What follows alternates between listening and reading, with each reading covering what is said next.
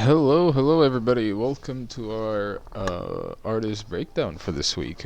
Usually, if you're watching this, you realize this has not been streamed, and that's because I don't have the time to, unfortunately, stream later today because I will be at the Zero X Society show, the new show that just opened up yesterday, and some stuff is happening there, so my day is a bit busy, and so I only have time to record it and just upload it on YouTube and let it do its processing and everything while I'm out. And so, um, yeah, apologies for the recording and non-stream, but um, yeah, hopefully by next week. Well, I don't know. Things seems to be changing with the NFT scene so much that it's hard to like sort of set a typical specific schedule, but hopefully I'll be able to stream next week. I don't think anything is gonna come up. Everything should return to schedule normally. It's been busy times, wild times in the NFT space. If you've not heard, mad sales been happening. But for this little video today, we will be doing a little artist breakdown, and so um, just my little self plug here. If you ever want to get in contact with me, I'm on the Discord. Just tag me and I'll respond, or just tweet me. This is my Twitter right here, and I'll also respond. But yeah, and so for this week's artist breakdown, we're gonna be looking at the work of a really great artist in the space.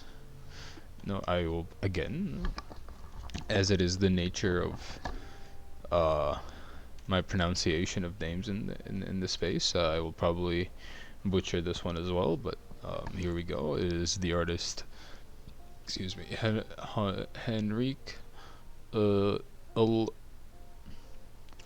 Uldalen. I hope I pronounced that correctly. Henrik Uldalen.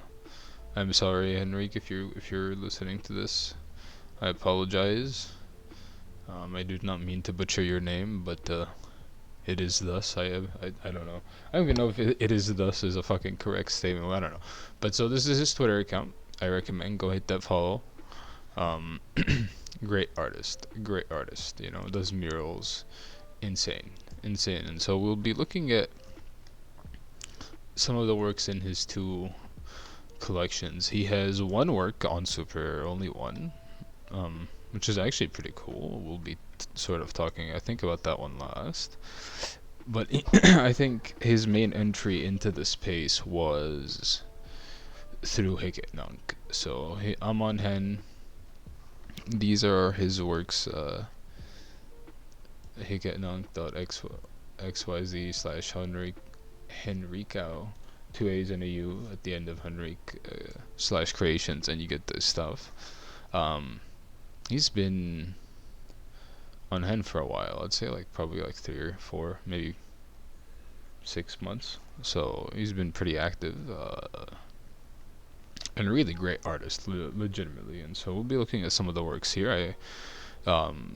It's an exploration. His works explore themes that sort of are being explored into, say, not niches of art, but forms of art, and that it's the traditional work, the traditional fine art world, and the other one is through glitch art, and that artistic scene. And if you haven't caught on by what I mean by that, it's essentially the themes of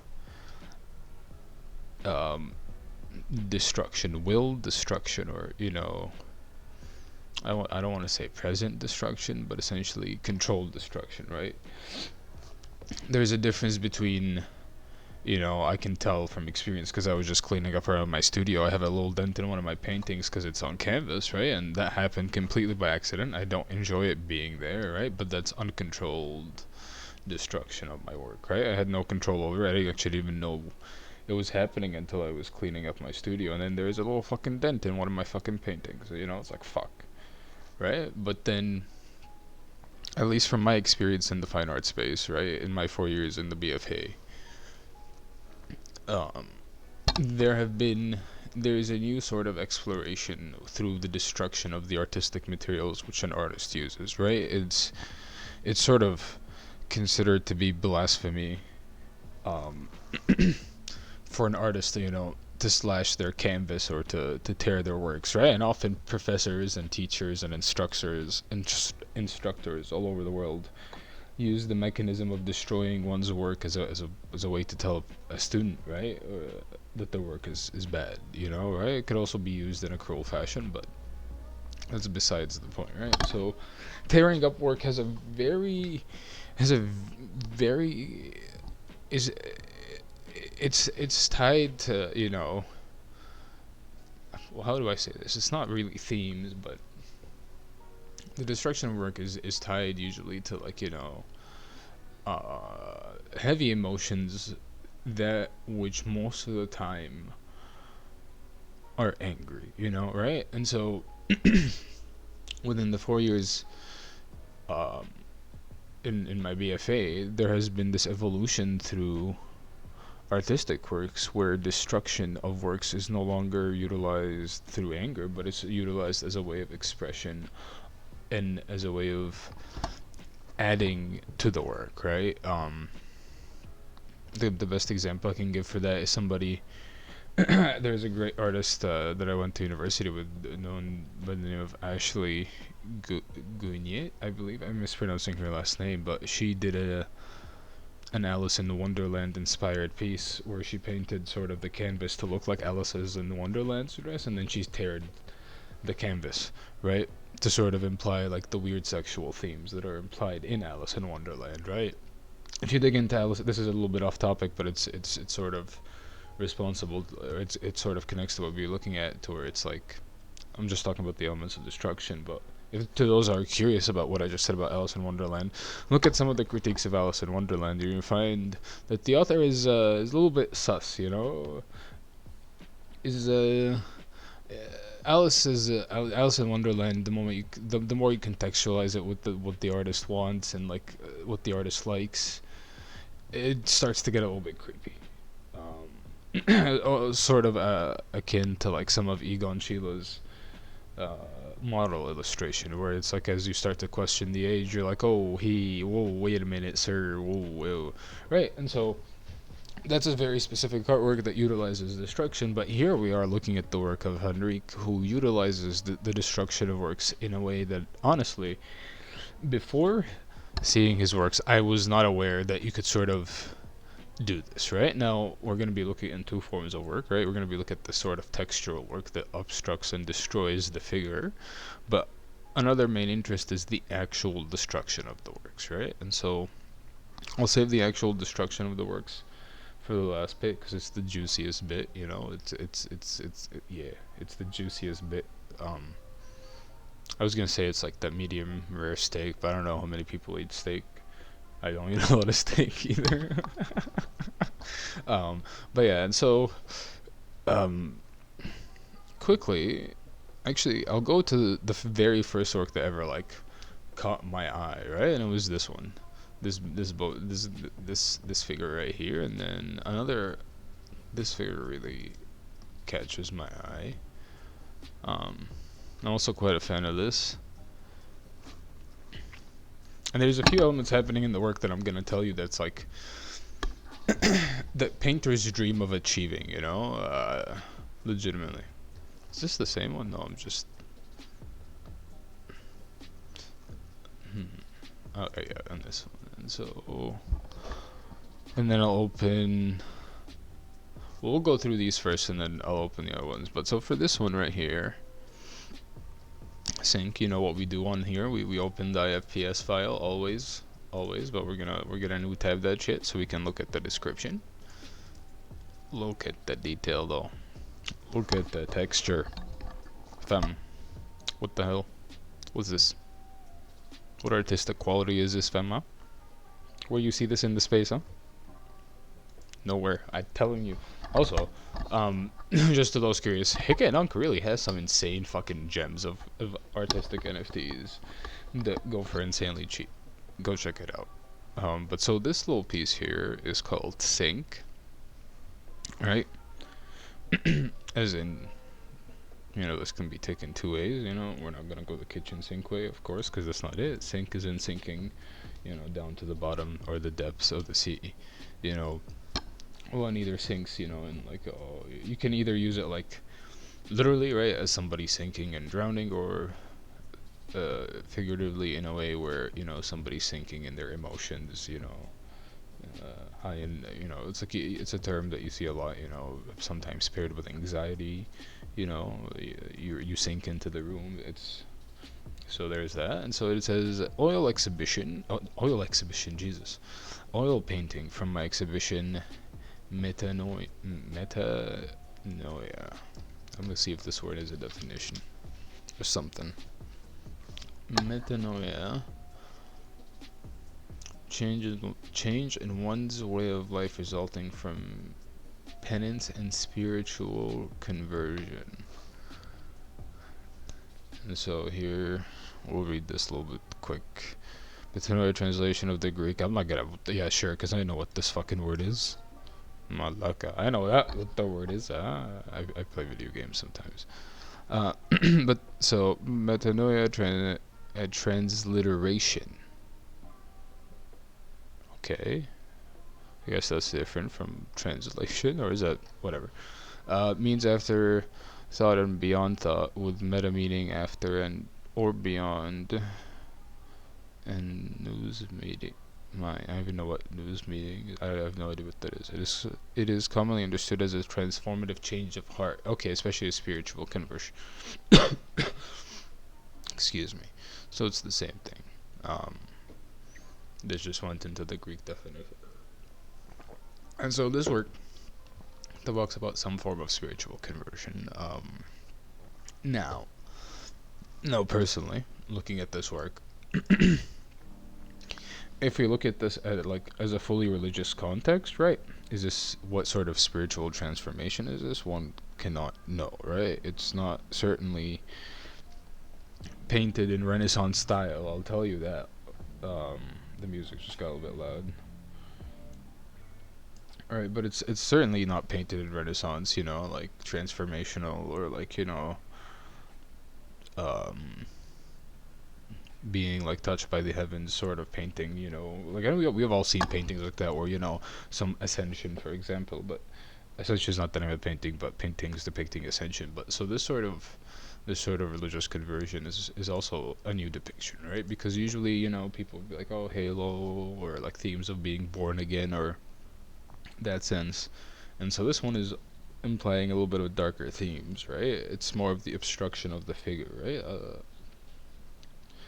If one were to look at this like in fully religious senses, right, the obstruction of the figure usually comes before the conversion, right? You don't know who you are until, at least if we're talking about themes of like spiritual conversion, right? You don't know who you are until you convert into that religion, right? That's sort of the whole point of the conversion, is like you found your religion, right? And so I think it's sort of reverse, which is actually cool because it's also speaking to the evolution of what it means to be religious and themes of conversion, like religious conversion in our modern times, right? Because the way we as artists and we as society perceive religion is inherently different from the way it was 100 years ago, and from the way it was 50 years ago, and from it was 500 years ago, right? And so I quite like this. This is quite nice. It's you know, it utilizes the texture quite well. It's also like um so the way this, at least if I can think of how this was painted, right? We have two giveaways, right? The white of the paper or the canvas does not say. Um right, and so that's black, but then also we have this figure that's obstructed. So if we zoom in right here, I see an eyebrow, right? And so my brain is telling me that Henrik painted this figure, right? This is just little quick brush strokes, blacked it out, rendered the actual figure, right? There could I'm thinking there's an actual eye, right? Fully rendered portrait, right? And it's quite a nice portrait, right? It's a 3/4 portrait, so 3/4 portrait is to the side. That's the example used in art school. It's that. Now photos love to fucking, twist and orient, but it's usually, if you're drawing from life, this is sort of the picture you use, or like if you're drawing from reference, right? Quickly, profile, portrait, just so those knows, is that, right, to the side. And then straight on, is straight on. And so it's a 3/4 portrait, which is quite nice. It's also a portrait that's used heavily in depictions of religious figures and such, right? I mean, unless you're looking at like paintings of Francis Bacon, like of him depicting the Pope. A lot of Renaissance painting and such utilize a 3/4 portrait depiction, and so it's doing the same thing. And also, there is. I don't want to get into like too much of like personal readings, right? Because this is subjective, right? But there is sort of a religious sense to the pose of the portrait, right? Paired with the 3/4 style, right, to the side. We're not down low, right? We're sort of, if I zoom out here, or let me go here, we're sort of either eye level or above, right, the figure, but still there's a little bit of sense of reverence to the figure here. And so this is just reading into the exhibition. And also, we don't know if all the pieces from that show or that exhibition are minted, right? And so again, now looking into the title, it's like, is this somebody sinking into their thoughts, right, going through conversion, sinking into their thoughts after their conversion, right? We don't know. And if you were listening earlier, I said that this work also utilizes some things that painters like would kill to do, and I'm talking about this right here. So this sort of controlled chaos brushstroke thing, because at least I will excuse me. Excuse me. I can safely go on this fucking limb, and I will do it anyways, until I'm proven wrong. But just from the looks of this blending, this appears to be oil paint, right? And so it did say oils. Yeah, I don't know why I'm like, it appears to be. It just says it right fucking there. But so this is the look of like brown or black when you thin it out, right? And so there has been this evolving sort of painting style where the thinning out of paint is also used as an additive, right? Before, you'd look at it and be like, that's thinned out, that's unfinished. But now people are figuring out ways to utilize it with the white of the canvas and their other color palettes to where it's actually additive. And it's quite hard, right? Because, I mean, just from my own personal experience, thinning out paint can sometimes result in you coming back to like drips all over your painting, right? And so there has been an aesthetic that's evolving around that sort of thinning out of the paint, and it's a little bit hard to execute. It looks easy here, but I guarantee you, go try and paint, and you're gonna find out how hard it is to sort of be like, oh, how do you achieve this sort of like brush stroke, color? And it's quite a nice little tool to add to your toolbox, as Fractilian says.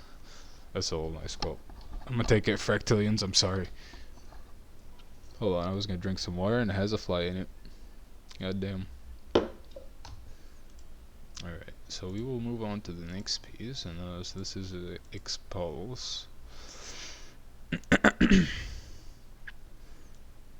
Here, just so if you do not know what the definition, I even know. Expulse is in British English. Actually, you know what that means either. I thought it was to like, well, it's sort of the same thing, right? It's to expel, right? Well, I just said it there, to expel or to drive out in a violent manner. Expulse. Okay. So, oil painting on wood. We're gonna open the IPFS file. Oh, I forgot the new tab. Excuse me. Oh, look at that. So actually, funny enough, I actually like the noise. It's like it's weird. It's because I've been spending more time on Twitter and like NFTs. I've been spending all my time on NFTs. Are we kidding? If you're watching this, you spend all your time as NFTs as well. um, I've been liking the noise as of late. I don't know why, but I think it's because a lot of artists are utilizing like noise textures in their works. But now I just like noise and everything. I don't know why. But so aside from that, this work is far more direct to me than saying cry expels to expel something, and this figure is expelling this little paint textures me, right? And so, funny enough, looking at this work, I don't know about you, but I'm getting mad, and I really mean I'm getting mad Klimt vibes, right? If we go to Klimt, that's not how you spell Klimt. Um, and I may be personally far off, right? You might look at this and be like, "Yo, well, we're just gonna get the well." I mean, these are good enough, right? But for some reason, looking at these sort of works, right? When looking at Expulse, I sort of get the same vibe. I don't know about you, but I think it's because of the varying difference, right?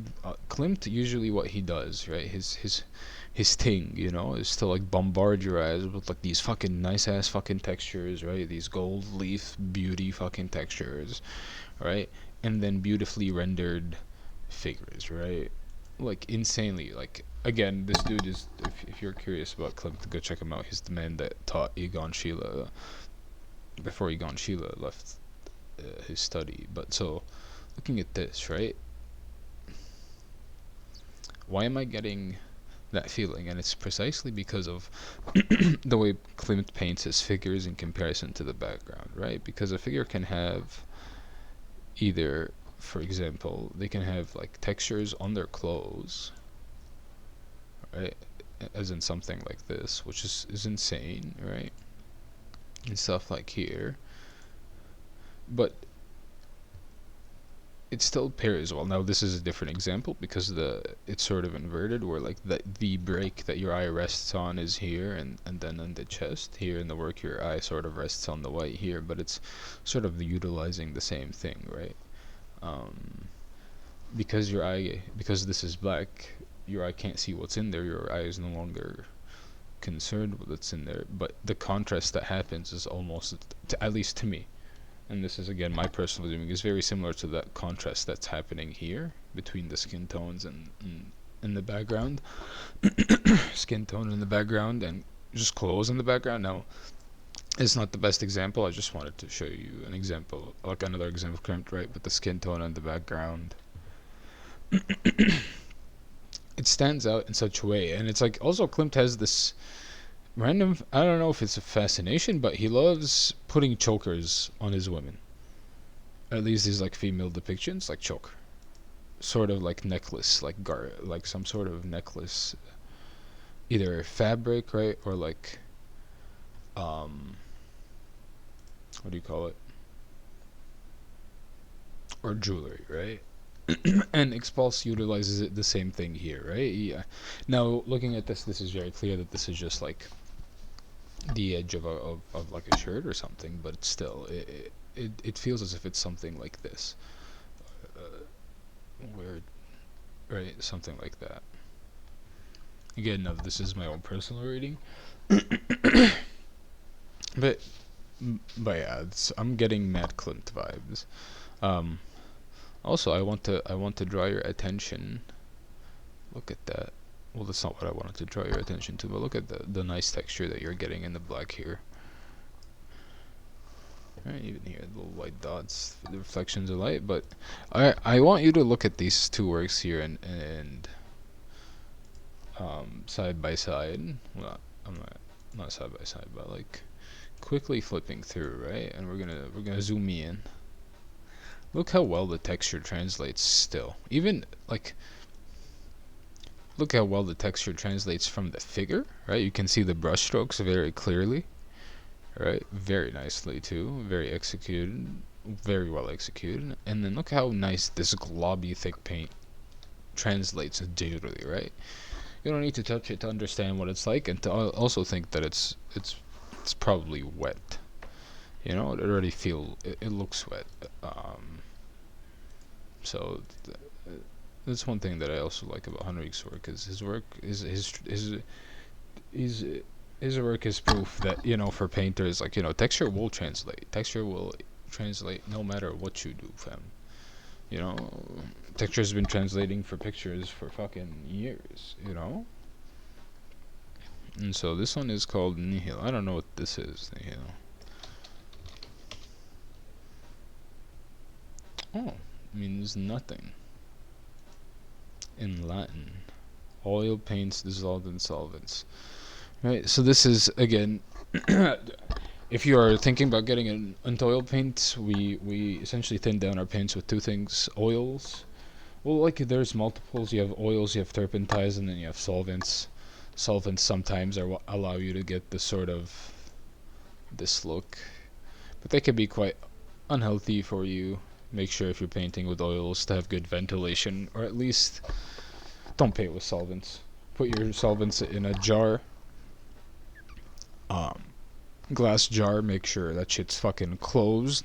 They emit VOCs and they sit down. If you're oil painting and after, say, an hour, 2 hours, you start to feel like you're getting a headache, leave the room, because you've been smelling too much VOCs.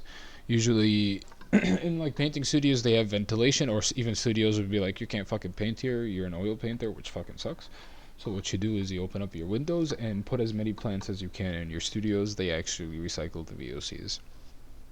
I don't know how efficiently, but it certainly helps.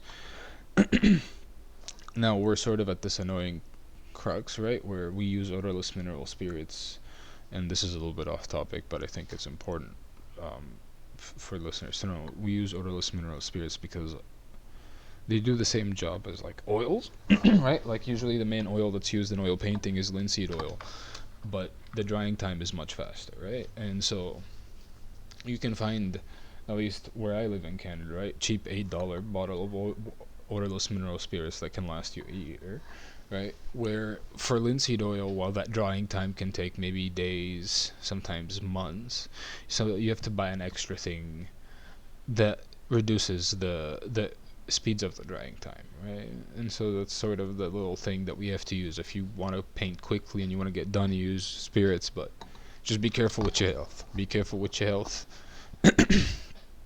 Artists before us in the Renaissance didn't know what the fuck they were doing, and they fucking died because of that shit. So yeah. But anyways, back to the work of Nothing. I did not, you know what I mean. This work is titled Nothing, Nihil in Latin, which is actually pretty nice. I like these little callbacks to like dead languages and cultures, because it introduces a little element of mysticism. This is my personal reading again, but it introduces a little element of mysticism to the work. Now us knowing this directly translates to nothing, we can understand what this work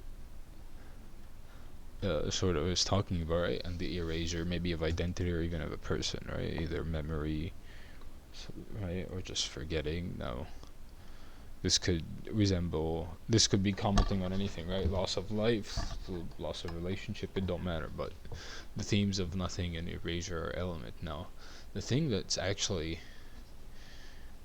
messing with me in a good way is, I don't know how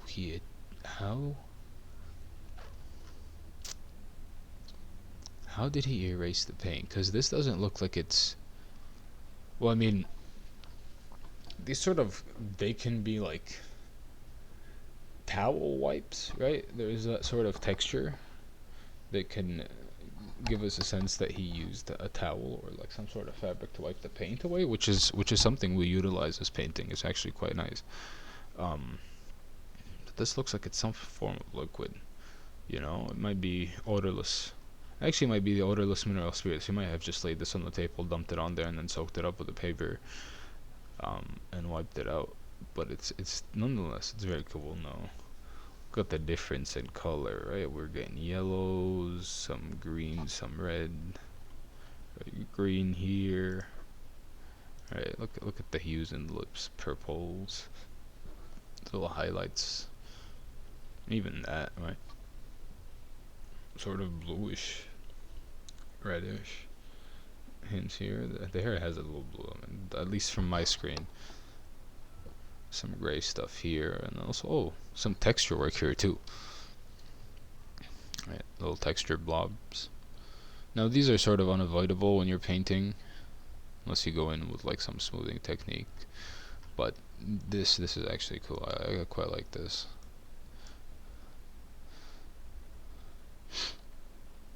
Now, if you are unaware, Henrik is actually he's getting to be pretty well known in the space.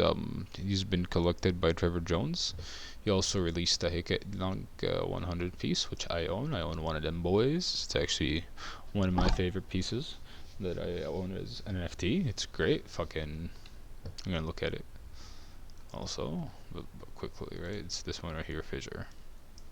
It's great. I think it's fucking great. Not because I own it. It's great nonetheless, but look at that quickly. Now this is not heavy on texture, it's more of like narrative driven painting, but look at that, it's fucking great. Let's go check it out. This is actually the cheapest work you can find by him on. Right? Hey. Whoa, hey, whoa, hey. Would you look at hey. Excuse me? I don't even have two Tez, fuck. But we'll get back to it. And so actually really quite the destruction elements, like looking at three works after each other, right? Like again, it's a new way of utilizing the destruction of figures and imagery in a way that's well done, well executed, and it's also like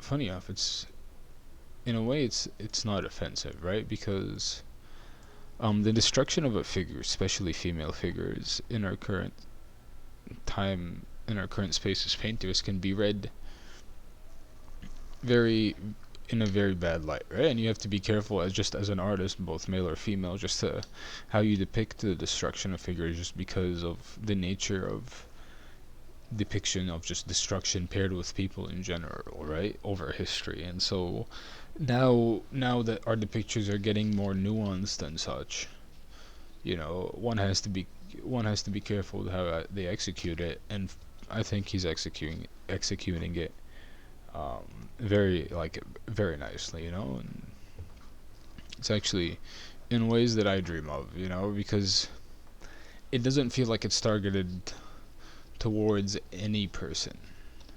Well, this one has like a full rendered face, but we get to see sort of the process of him creating his works, right? But these don't feel like they're targeted. Like the elements of destruction don't feel like they're being used in a malicious targeting way towards another person, right? So there is that. Now quickly, we've looked at these. I wanted us to look at a few more. Yeah.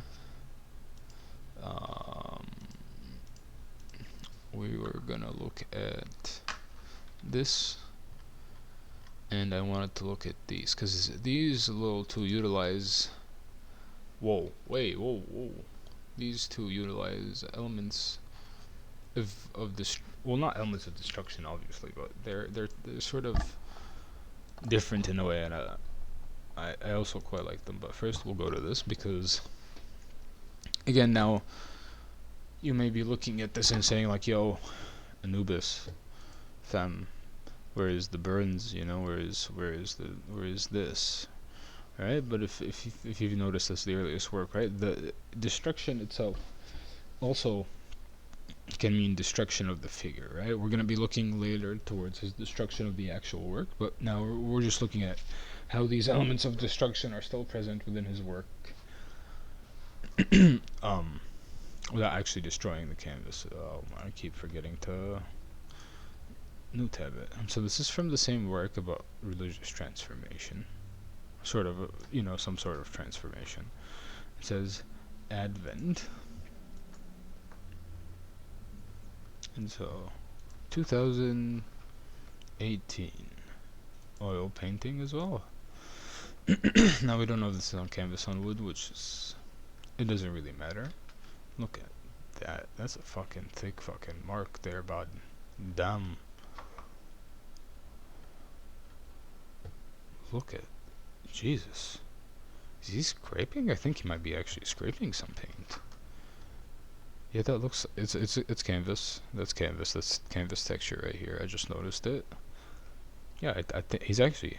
So this feels like it's scraping, which is actually insane. So scraping, if you have not noticed, is another painting technique that we painters utilize. He is scraping. Yeah, that's actually cool. Let me zoom in on this. Wow. Some really nice abstract backgrounds. Now, for those who do not know, we will quickly search. Hey, Advent.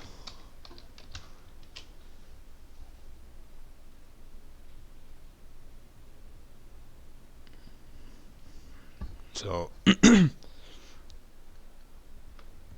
is this? Yeah. Okay. Now, I'm not Christian. I've only started celebrating Christmas when I came here, so I don't fully. I thought it was. It also meant something different, but all of us are learning today.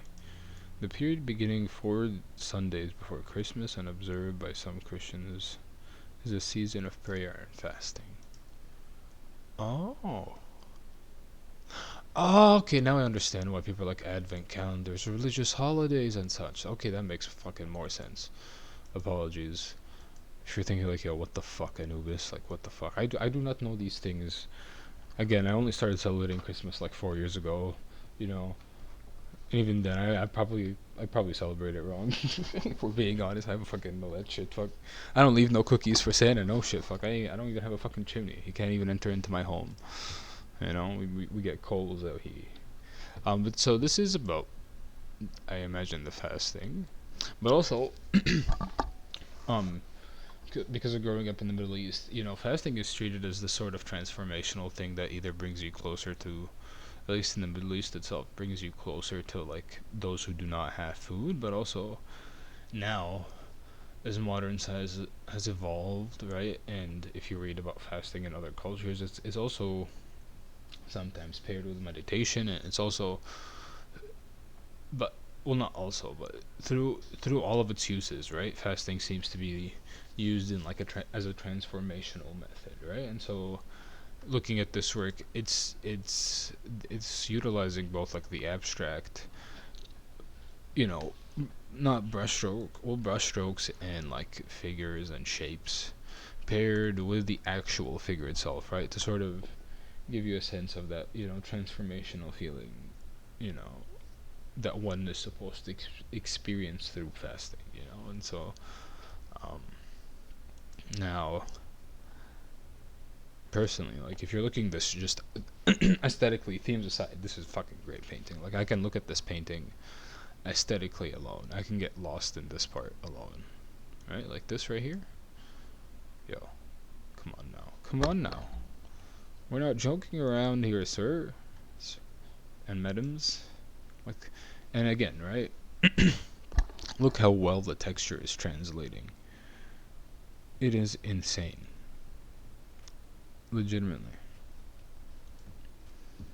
Like there's another painter we've had on our artist talks, Tanya Rivals. Fuck, I'm sorry, Tanya, if you're listening to this. Um, but her work also translates texture very well, and Henrik and her are one of the two artists like who personally I think are on the frontier of like painting with full on texture, aside from Trevor Jones, right? Trevor Jones is the dad of all of us in the fine art space, I think. Um, oh yeah, look at how nice this is. It's actually quite. It's right. It's like it's almost as if the figure is in motion, and that's because I mean, like if you we see this in animation, right? But the blurriness of the figure can sort of trick your eye into thinking it's in motion, and this is the sort of thing that this work also utilizes, right? And so it feels like as if a person is in like some sort of, you know, transformational thing, right? They're going through it in this very moment which you are looking at them. You know, it's I wish I knew the size, because I hope this is like big as fuck, you know. I wish this was like fucking hold on, what's the 72 inches, hold on, canvas. There is a very common canvas size, 72 inches by what?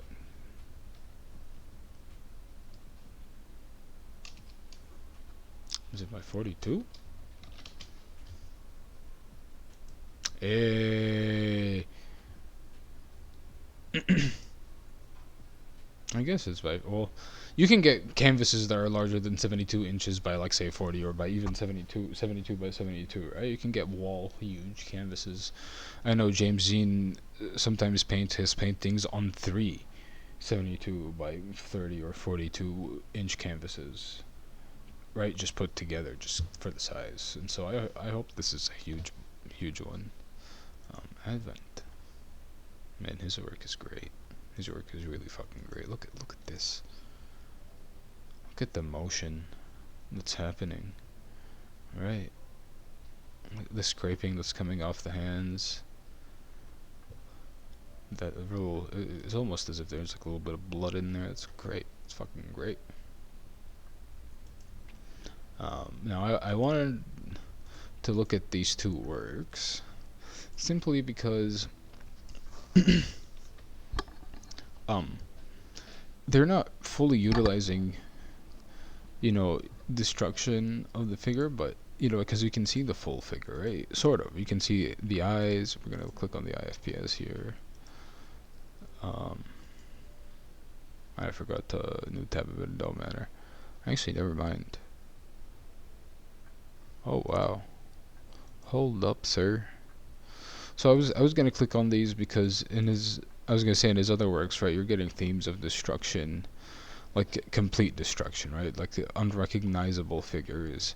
But in these, you're getting themes of just like loss in a different sense, right, or like fading, right, not full destruction. But now zooming in, seeing these, like the cracks in the paint. God damn, sir. Well, I mean, personally, I think it aids the theme of, like, as if this is a memory of somebody that's being forgotten rather than something that's being destroyed, right? Two different things. But holy shit. Look at the purple, blue, well, nice blues. Some dark blues here. Even a little bit of green. Damn. Some. If we could zoom in right here, that's just white. That's you can see white and blue mixed together, right? Same here. Like on his palette, it's probably like that's a brush stroke with a mixture of white and blue that's not fully mixed into like a light blue.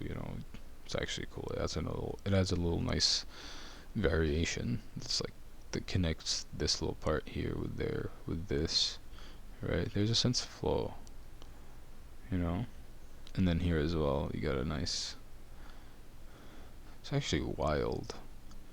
And then you also have, again, like if you were listening and you heard me mention a break for the eye, right?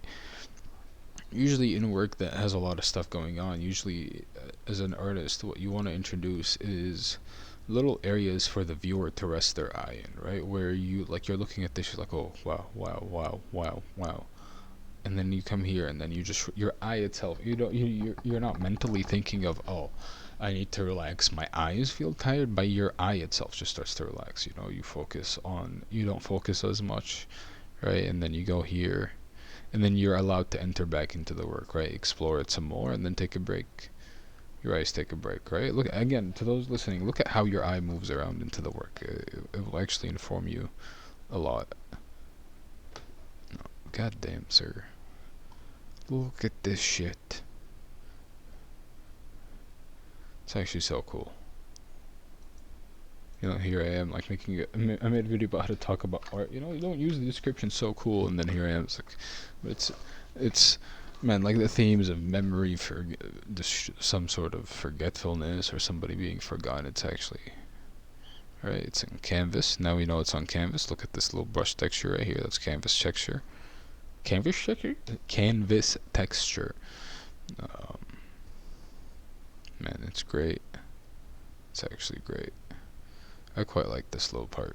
this is my favorite part, and this sort of a ghost face here, but it's just me. But also just like the tonal and the variety of colors that you're seeing, right? It's wild. And the little bubble here, little, that's great. And then here I also like this because of just the colors. You know, it's employing the same themes, but honestly, again, right, as if somebody's being forgotten or even like left behind, you know. But just, man, look how nice the color changes from like a bright red, you know, to like grayish red into blue, light blue, right, for the highlights, back into like shadows of blue. Like, wow, look at the eyebrow. That's like that's a blue eyebrow, you know, like, and it still renders as a valid eyebrow. It's actually wild. You know, Henrik's painting skills cease to amaze me every fucking time I look at his works. Like, wow. Wow. Like, look at like purple with some green, like turquoise even a little bit, or emerald, you know, and then light blue. Wow. Oh, I don't think I need to say anything more about this work. Nope, I do not. And the music stopped, so I don't know, the music stopped. Hey, I'm just gonna. There we go. Man, really great use of colors. Really great, like, you know, different purples. Wow. Wow. Amazing. Amazing. Alright. So now we will talk about personally what I think is some of the coolest shit, which is the destruction of works. Now, I opened up a bunch just because we're going to be looking at an example. Now, a lot of his destruction stuff has been minted as videos, with the exception, I believe, of this right here, and so we will leave them to the last. And so I think here I personally here, like, I like these works a lot, like these specific two, right, because they're fully rendered and finished, right, but they're also very informative because they let you know of his process, right? You get to see him painting, right, some background wash. He fully renders the figure, right, not the full head, and then burns it, right, and then proceeds. I don't know if he paints more on it, but it seems as if he painted a little bit more on it, you know. And so again, the work is not reading off as if it's malicious, right? It's reading as if it's more like an insight onto the identity, you know. I don't know why specifically this work, Icarus, you know, if you don't know the story of Icarus, he's the dude that flew too close to the sun, and then his wings burned, and then he fell into the sun and fucking died. Fried chicken. Died. Boom. Dunzo. Right? And so the work is aided by like the themes of fire, specifically in this one, right? But he's utilizing fire here as well, right? And well, I don't know, not this one, but this it feels as if it's a burn, right? And this too. Now this one we zoom in, I'm pretty sure that's an actual burn, right? But it's still like, personally, I'm reading the poses as far more like inward looking than anything, right? Or even if they're not inward looking, they're far more like poses that, you know, are people questioning themselves, right? Rather than the artist questioning something, it's like self-questioning. You know, I'm getting personally, like, my reading of this is like heavy themes in these two works, right? Heavy themes of self-question, right? And then this, I wanted to show you guys this just because it's a little insight on his process, right? Just a razor. Look how cool that shit is, right? And it leaves the eye still, you know, somewhat viewable, right? You can tell that's an eye that's just a little bit fucked up, you know, just a little fucked up eye, right? Right. But like, look at. Sorry if you hear that. There's a little alarm. But look at that. Right. Also, again, like the figures have their eyes closed, right? That also, when somebody usually has their eyes closed, it's like, they're thinking, looking inwards and stuff. But yeah, no. So these are videos. This one's a video as well, where this one is just, he burns the thing completely, I believe. No. Oh. It's a little nice gif of, in fact, painting touched by fire in 2001. No, I quite like this. I quite like this little work because it just, looking at it, it just makes you aware of what you're dealing with just as NFTs, right? If you're painting, you realize fairly quickly there is some stuff that you can't do with painting because then it allows your painting to deteriorate, and so there is something even more, at least personally, I find something cooler, right, than, I mean, I've had conversations with my professors where I've told them, like, why? I mean, like, isn't it cool? First, like, wouldn't it be a nice element and theme to introduce to your work that your work sort of deteriorates faster over time? Like, can't you just account for that in your work and, like, use that? And my teacher's like, yeah, that's not been done before. And so this work is akin to that, where it's like that deterioration is on crack, right? Because, like, he's actively burning the work down, and like how often does that happen, and it's like whoever owns this owns technically the full work and it being burned, right? There's a whole video of the process, but they own a record of the full rendered work, right? So there's something to be said there. We'll see how this sort of thing evolves, but now we're gonna look at the two biggest fucking things, I think, personally, in the work. Now, I don't know what this is. We're gonna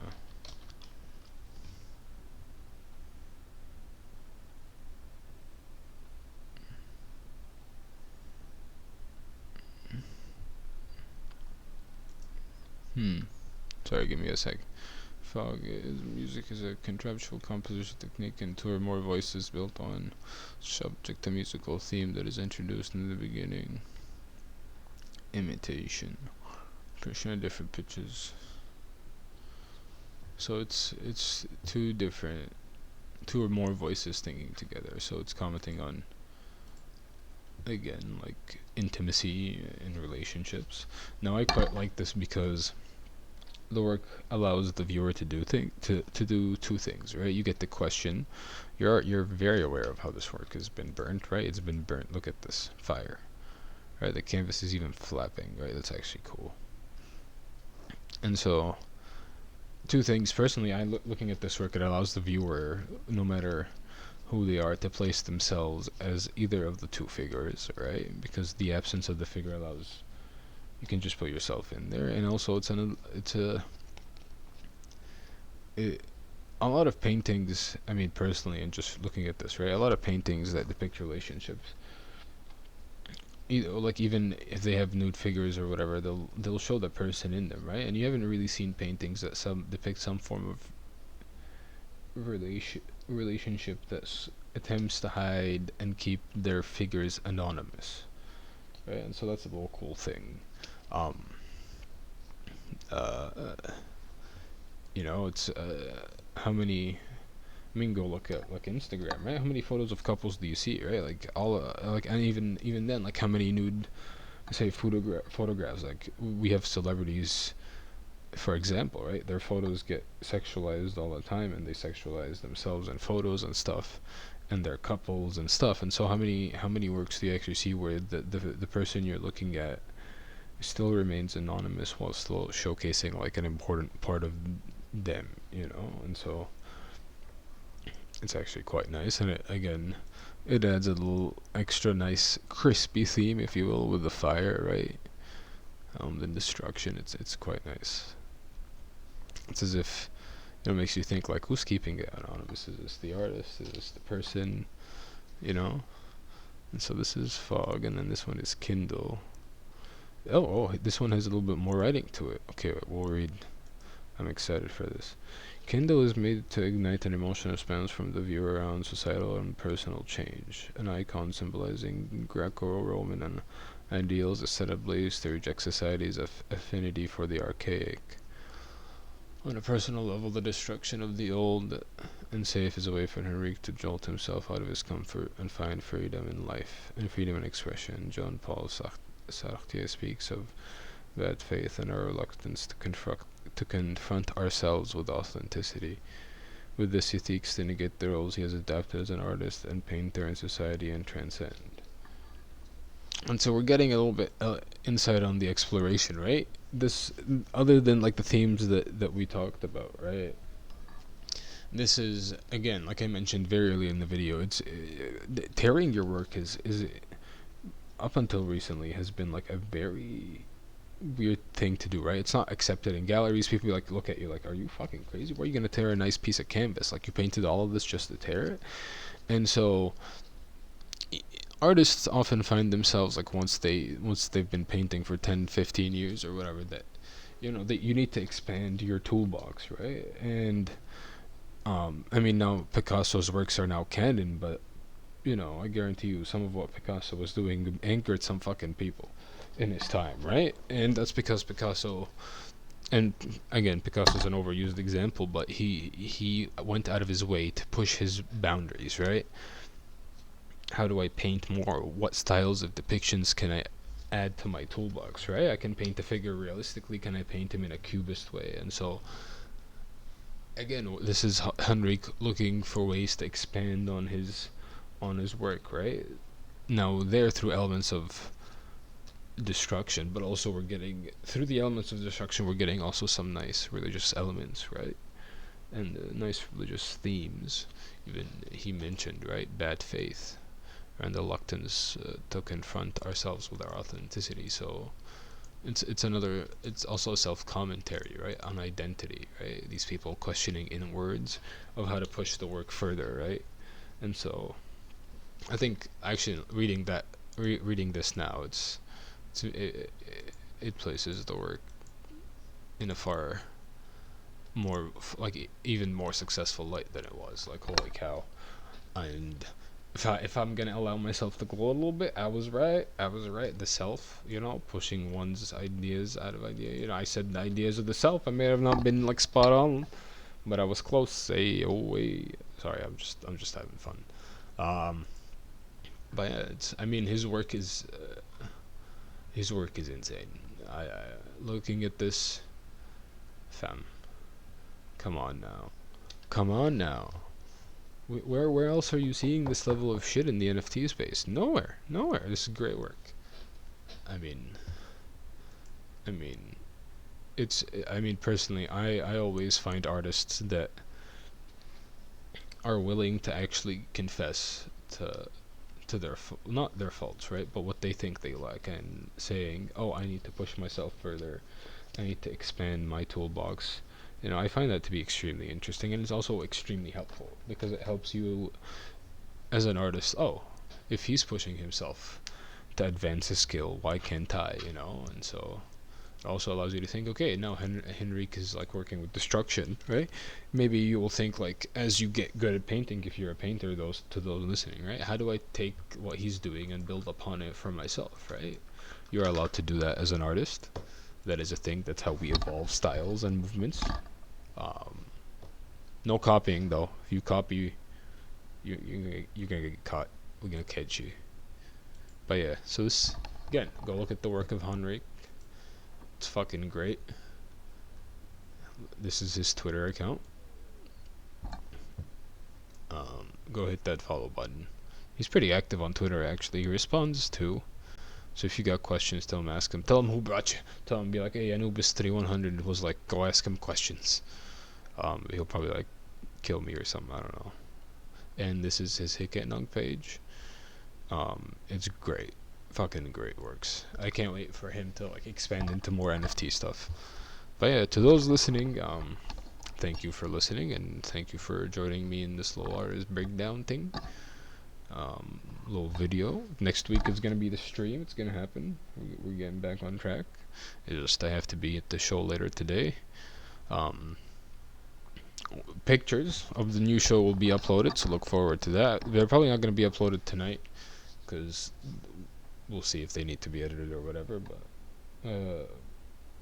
show photos will be uploaded to their new show. And tomorrow we're gonna be having our artist talk with Mod. If you don't know Mod, this is the men's right here. Mod official. Great man. Great artist in the space. Been following him since I joined the space. Insane works. So we're gonna be having him in our artist talk tomorrow. Yeah, again, go follow Henrik. And while you're at it, go follow Mod. And if you ever want to get in contact with me, these are my socials. But yo, thanks for listening. Thanks for hanging out and looking at some art. And I'll catch you in the next video. Bye. Hold on. Yeah, I now is the outro. Bye.